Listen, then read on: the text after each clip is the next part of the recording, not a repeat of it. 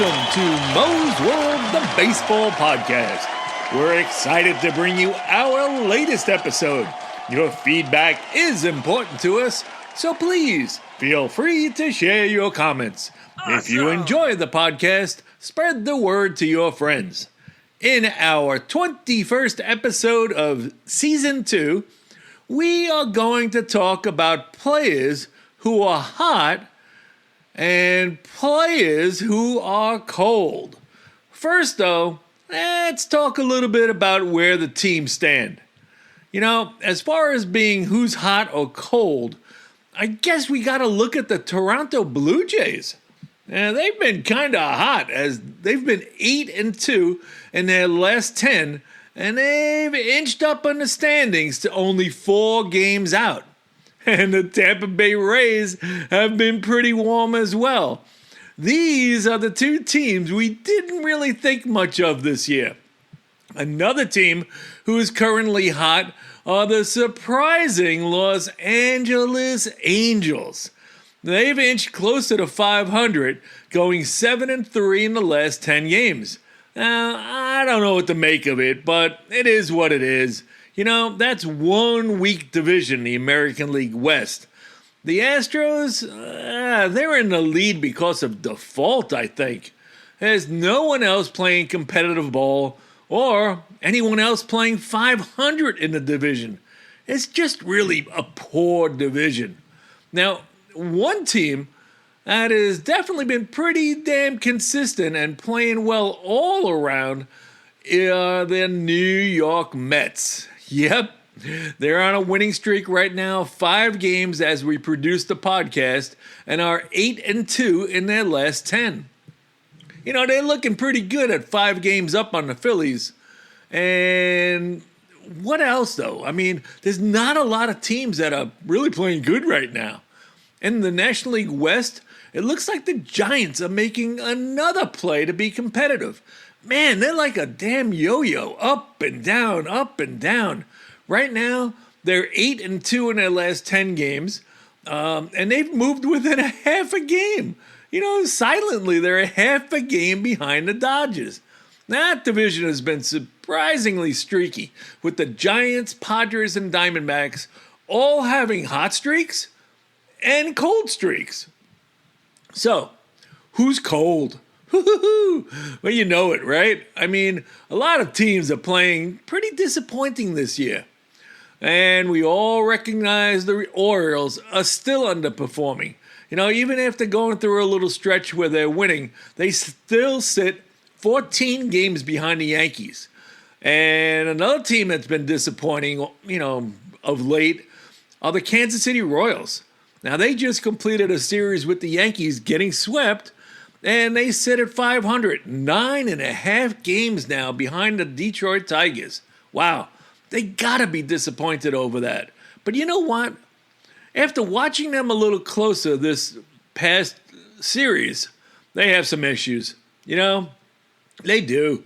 They seem to be hitting a little bit, but of all teams to run on another team, the Yankees were running all over the place. It was ridiculous. They were taking the extra base and making the Royals throw. They have some issues with their outfielders' arms. They have none. There are no arms in the outfield there. You know, I don't know how they survived it. Really, looking at them, they can really be taken advantage of with their outfield arms. But, you know, I'm still hoping that they can snap back and get back in this. You know, the Twins, Guardians, and Royals are pretty much all competing for a wild card this year. The next cold team? Well, it's the A's. You know, they have a good young talent base. You know, with Rooker having a nice year this year, and there's a lot of them having a good year. But this is why I'm disappointed. Sitting at 12.5 games behind the Astros, and they're playing poorly. They're only 3-7 in their last 10, and I truly thought that this team could sneak in on the American League West Division because of how weak it was. But they need to start winning. Simple as that. In the National League East, Well, the team everyone is always talking about are the Atlanta Braves. And, I did one podcast saying, don't worry, the Braves will snap out of it as soon as they get Acuna back and they get Strider back. But I'm not seeing it. I'm not seeing it at all. I think that this is a lost year. They're currently sitting 14 and a half games behind, and they're only 29 and 38. They're 2-8 in the last 10 games. They are at the point now in the season where they must make a run, or they're finished. It's as simple as that. The pressure is enormous right now on the Atlanta Braves. I'm not sure if this will just be a lost year for them. I think that's about it of teams we expected to be better. Now, let's move on to the players. What do you think? Let's look at the offensive stats first, with home runs. Now, I don't think anyone expected Cal Raleigh of the Seattle Mariners to be leading Major League Baseball with 26 home runs. He's on a huge pace. Then the next players are the ones we kind of all expected to lead in home runs. Aaron Judge with 25, Shohei Ohtani with 23, Kyle Schwarber with 21. Some surprising power from Corbin Carroll at 19, Eugenio Suarez at 19. Don't forget, Suarez hit 49 home runs with the Reds back in 2019. So we know he has some pop. Now, who's leading in the category of average? Does anyone care? Seriously. I don't know. I'm kind of shocked that on the day of production of the podcast in June, Aaron Judge is leading the major leagues with a 394 average? Holy shit. And Jacob Wilson of the A's is second at 366. Who the fuck is that, right? That's what everybody is saying. Freddie Freeman sits at 347. Jose Ramirez at 331. And another shocker is the Blue Jays' Alejandro Kirk. He's hitting 325 and is definitely one of the reasons why the Blue Jays have made a recent run. Now, a lot of players that we kind of expected, though, and who we didn't expect on this list. So, Jacob Wilson is definitely hot. Alejandro Kirk, Jeremy Pena, and Brendan Donovan. Now, those players we definitely didn't expect to be in the leaderboard for average. So, are they the ones to watch to see if they can maintain this pace and performance? Wilson has been pretty productive. He's got 8 home runs and 38 RBIs. Jeremy Pena has 9 home runs with 33 RBIs, and he's been pretty consistent. I didn't think he had that pop, but he's also hitting 322 for the Astros. Brendan Donovan of the Cardinals is no slouch either, as he's hitting 310 right now and playing some great second base. Those are the players I consider hot right now. Who's cold? Well, we got a lot of players on this list, and all of them that I mentioned are all around the Yucca line. And, you know what the Yucca line is, right?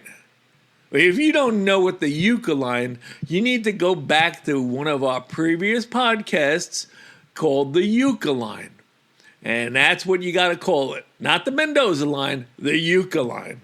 Now, leading the pack of most of these disappointing players has to be Michael Conforto of the Dodgers. He's hitting 175. He's got limited production, and he's played 61 games, so he's been a regular out there. And he's been ice cold all friggin' year. Next is Josh Bell of the Nationals. He's hitting only 176. He's got power with 9 home runs and 23 RBIs, but wow, he's producing horribly. Now, the big free agent signing of last offseason was not expected to start this poorly.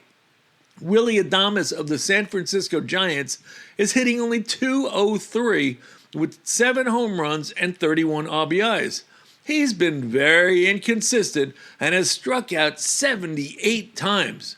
Now, I think the Astros were expecting more from Christian Walker as well, as he's hitting only .217 with 9 home runs and 33 RBIs. But he's striking out 74 times this year, which projects to a career high. These are all negative impacts to their teams for sure. And what about pitching? Pitching, this is the year of the blown save, and we'll be keeping that update, not on this episode, but that's something that we're all watching this year, is the blown save. So, hot and cold players are plentiful. A lot of injuries have made certain players step up, as their teams really relied on them to produce. Surprisingly, Mackenzie Gore of the Washington Nationals has so far had a nice year. He's only 3-5, but he has a 2.88 ERA. He's pitched 81 innings, and right now he's leading the major leagues in strikeouts with 114. Of course, when you talk about strikeouts, you have to mention Garrett Crochet of the Red Sox with 110, Chris Sale at 107, Logan Webb at 101, Zach Wheeler at 101, Dylan Cease at 96. All these names are no surprise when it comes to strikeouts. But Spencer Swellenbach of the Atlanta Braves has been a big surprise. He's 5-4 with a 3.11 ERA and with 84 Ks. Now, it's funny. The Braves are hitting like shit this year, but the starting pitching is it's very surprising, even with the injuries they've had. Another surprise has to be Hunter Brown of the Houston Astros. He's currently sitting at 8-3 with a 1.82 ERA in the 13 games that he's started. Now, this is his fourth year with the Astros, and maybe he's figured it out, Another player who's been awesome until the Yankees series is Chris Bubic at 5-4 with a 1.92 ERA, and he's been very reliable for the Royals this year. He's only given up 59 hits in 79 innings. There's never anybody on base with him. Another one that is, I consider it a surprise. His name may be familiar. Jacob deGrom is 6-2 with a 2.12 ERA in 13 games started. I didn't really look this up, but I bet 13 games started this year is more than he's thrown in all the years since signing with the Rangers. Now, we all know how good deGrom can be, but that's not the issue. The issue is him staying healthy. And looking at the ERA leaders, it is pretty much the ones you expect in the top 10, right? You're looking at Nathan Eovaldi, Kodai Senga, Hunter Brown is the main surprise, Max Fried, Paul Skeens. Now, you gotta wonder, what's with Paul Skeens? Is it too early to wonder, is he gonna stay in Pittsburgh through his arbitration years? Will he then become a free agent? Will Pittsburgh attempt to extend him? I don't know. I seriously don't know. We've talked about this, and Pittsburgh fans are wondering the same damn thing. They're getting fed up with their ownership. They want to know if ownership is going to finally improve this team to win. You heard in our previous episode how long it's been since they won the World Series, 1979, And Paul Skeens is no longer being handled with kid gloves because he's leading Major League Baseball with 91 innings pitched, and he's only given up 56 hits. He's got 92 strikeouts, and he's pitched 14 games, going 4-6 with a 1.88 ERA. Now, we all know he's not getting any team support. So if you ask about the rest of the leaders in innings pitched, well, how about Spencer Swellenbach? He's definitely a surprise at 89 innings pitched and second in the majors. We've got Garrett Crochet at 88, Max Fried at 88, Logan Webb at 87, Zach Littell at 86 2/3, Framber Valdez at 85, and Carlos Rodon at 84 2/3 are the top 10 players. Now, I'm not really surprised by a lot of them. A little bit by Zach Littell, just the fact that he's getting the opportunity to pitch 14 games and stay in the game for 86 innings, knowing the Rays. The cold pitches, wow, this is very disappointing. I mean, to have Brandon Pfaadt of the Arizona Diamondbacks sitting at an 8-4 record, but he has a 5.50 ERA in 14 starts. That's insane, right? Holy cow. Now, still managing to throw 70 innings, so he's getting bombed. And Kyle Hendricks of the Angels, he's sitting there with a 5.20 ERA in 71 innings. Zach Gallen of the Arizona Diamondbacks is at 5.15, throwing 80 innings. So just those two players from the Arizona Diamondbacks, Brandon Pfaadt and Zach Gallen, they're hurting their starting staff, you know? I mean, especially after losing Corbin Burns for the rest of the season with Tommy John surgery. So now I understand why this team is so hot and cold, especially leading the major leagues in hitting 8 grand slams so far this year. They better hit. If they don't hit, they don't win.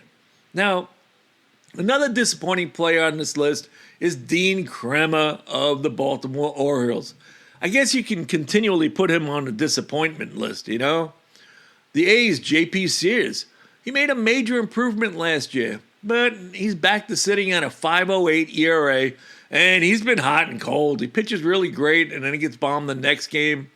You know, he's defined the hot and cold statement. And, of course, he's on the same staff as Luis Severino, who's 1-6 with a 4.77, throwing 83 innings. These are pitchers that are really leading to their team's demise. Now, we'll have to see if anything improves with these players. And we mentioned it's only a third of the way through the season, so we'll have to watch. But is it too early to talk about MVP? MVP. I'm not even talking about the American and National League. I mean, you have to talk about Aaron Judge. He's played 66 games. So that leaves him approximately 96 games remaining.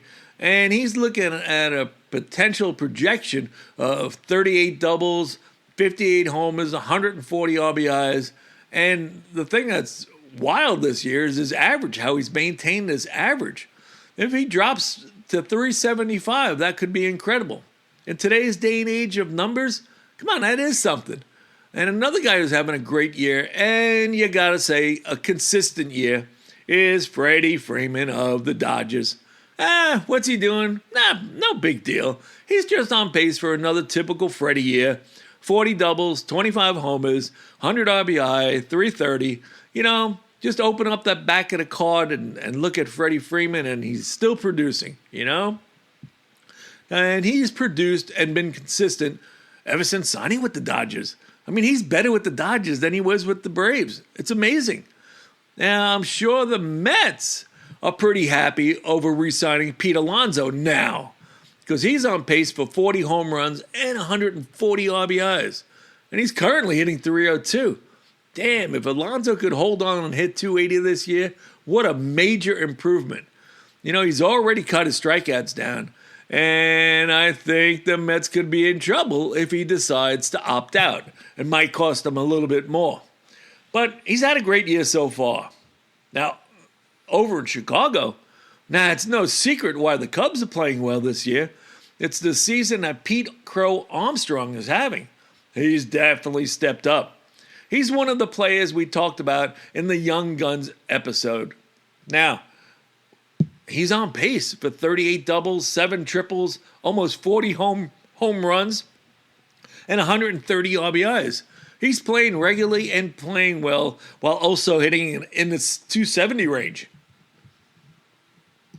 Now, we've all talked about the current trend of Major League Baseball asking if average means anything, or if teams care or don't care about the lack of contact. And once again, looking at the leaders in strikeouts, I still find it alarming.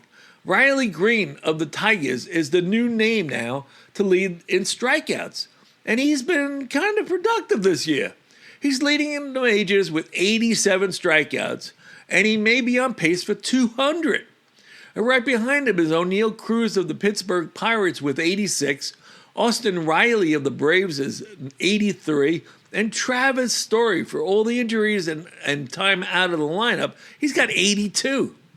And, of course, there's another name here, Ellie De La Cruz, who has 80, which is actually down from his strikeout level.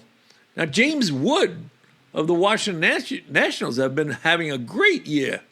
Now, he's currently got 16 home runs and 45 RBIs, hitting about 274. And he's really coming into his own. And he's on pace for almost 200 strikeouts, though. And that's the number that is disappointing to me. Of course, though, you can't mention the name O'Neal Cruz of the Pirates without talking about his speed.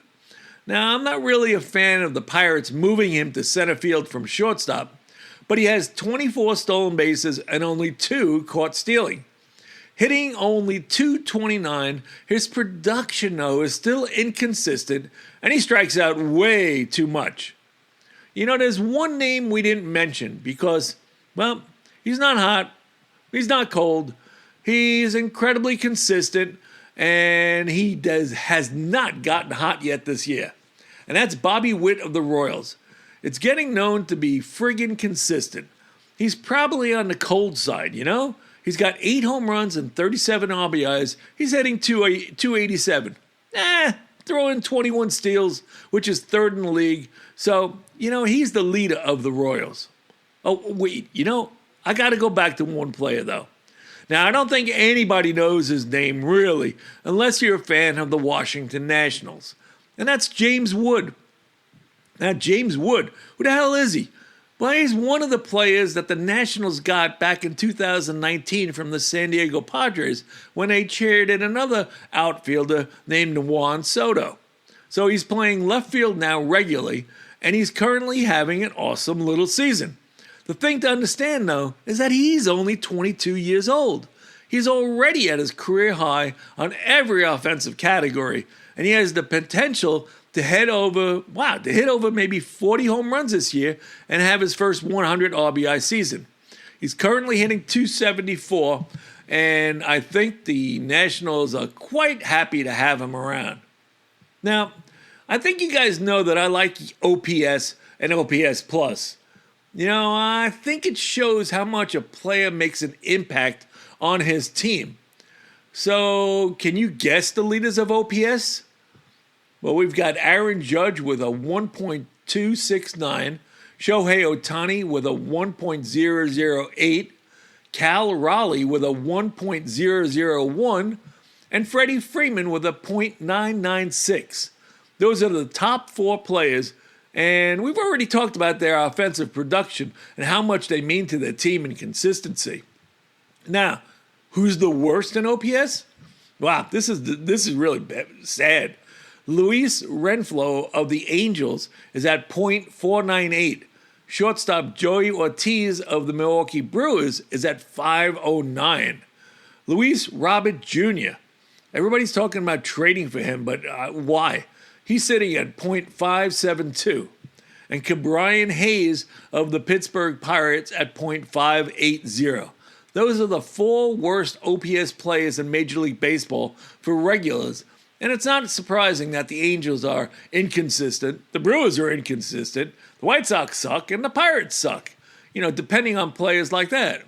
The underperformers in OPS, Matt McLean of the Reds, Brendan Doyle of the Rockies, Michael Conforto of the Dodgers, and Michael Harris of the Braves. All very inconsistent. I mean, Harris is only hitting .233 this year. He's only got 10 stolen bases. He's got caught 3 times. You know, he does have surprising pop and is a clutch player. That's why he has 38 RBIs. But it's disappointing this year with a .607 OPS. Alrighty. Sorry to have rambled on a bit, bouncing a lot of players off here on who's hot and who's cold. And it's been interesting, though, because there's a lot of categories that you can gauge which teams are hurting, and mostly from these individual performances. The teams leading the division now, do you think these teams are going to stay there? Will the Yankees keep their 4-game lead over the Blue Jays? Will the Tigers maintain their 7-game lead over the rest of the division? Will the Astros hang on? In the National League, will the Mets maintain their 5-game lead? You know, will the Dodgers finally pull away from the rest of the division? You know, I kind of think so. I'm not really expecting any change in division leaders. Maybe I'm wrong. It's a long season, but the interesting thing is the wild card in the American League. We've got the Toronto Blue Jays, Minnesota Twins, and the Tampa Rays currently leading in the wild card. But you've got 7 teams that are 8 games out of the wild card. Some of them are playing well, and some have been inconsistent. But that's the number to watch. The wild card may be outrageous this year. In the National League, kind of expect the same thing. I don't think anybody's going to overtake the Mets, Cubs, or Dodgers, who are currently leading. The San Francisco Giants, Phillies, and Padres are leading in the wild card. But what about the St. Louis Cardinals, the Milwaukee Brewers, the Reds, the Diamondbacks, and even the Washington Nationals, as they are only 8 games back? These teams have had their moments, so I think it's something to watch this year. The wild card is going to be exciting. That's the thing entering the playoffs. And the hot team with pitching and hitting will come from a wild card team, which means they're going to be the World Series favorite. Alrighty, so this episode has just been something to think about if you don't really check stats all the time, or you're not really checking the standings. You know, who are the team to look for, and what are the teams that may surprise us is still the question. Thank you for joining us for the 21st episode of Season 2 in Mo's World, the Baseball Podcast. Our regularly scheduled for new episodes is every Friday, with each episode lasting approximately 20 minutes. Sorry if I ran long today. We appreciate your support and encourage you to share the podcast with your friends. Our next episode will be released on Friday, June 20th. We look forward to seeing you then. In the meantime, ask yourself, whose world is it? It's Mo's World.